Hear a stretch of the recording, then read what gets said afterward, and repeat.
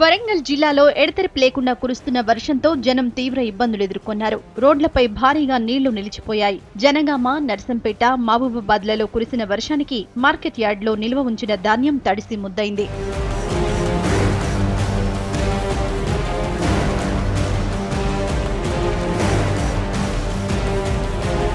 చేతికందిన పంట నీటిపాలు కావడంతో రైతులు లబోదిబోమంటున్నారు. తడిసిన ధాన్యం కొనుగోలు చేసేలా ప్రభుత్వం చర్యలు తీసుకోవాలని కోరుతున్నారు. అధికారుల నిర్లక్ష్యం వల్లే తాము నష్టపోయామని రైతులు ఆవేదన వ్యక్తం చేస్తున్నారు.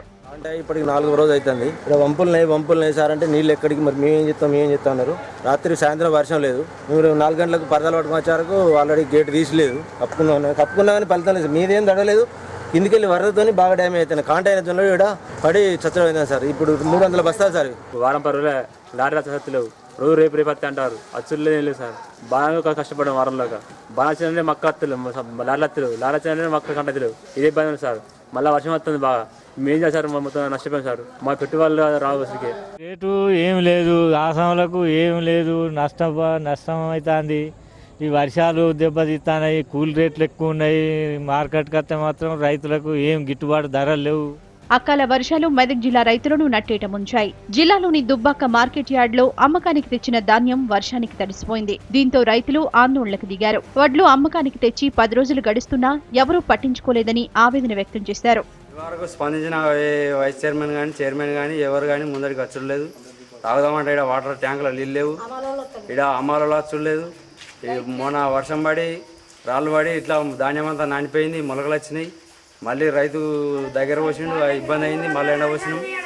మళ్ళీ అయినా కానీ ఇంతవరకు ఈ 2 రోజులకోలే 3 రోజులకోలే ఎవరు వచ్చిన లేరు.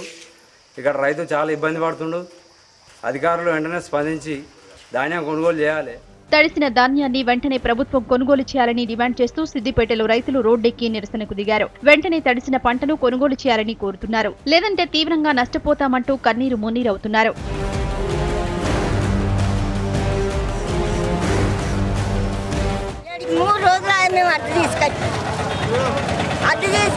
పోతే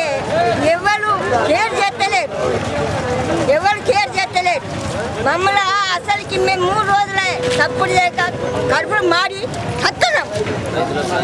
రైతులకు సాయం చేసేది ఎవరు? ఇప్పుడు ఇట్లా కేర్ చేసిన లేరు. పోతున్నాయి. ఖమ్మంలో భారీ వర్షాలు బీభత్సం సృష్టించాయి. జిల్లాలోని పినపాక, కూసుమంచి, పాలేరు, అశ్వరావుపేట, ఇల్లందు, జూలూరుపాడు, ఏన్కూరు ప్రాంతాల్లో పంటలు భారీగా దెబ్బతిన్నాయి. మామిడి రైతులను నిండా ముంచేశాయి. ఈదురుగాలులకు వందలాది ఎకరాల్లో మామిడి పంట నేలరాలింది. చేతికందిన పంట నేలపాలు కావడంతో రైతులు తీవ్రంగా నష్టపోయారు.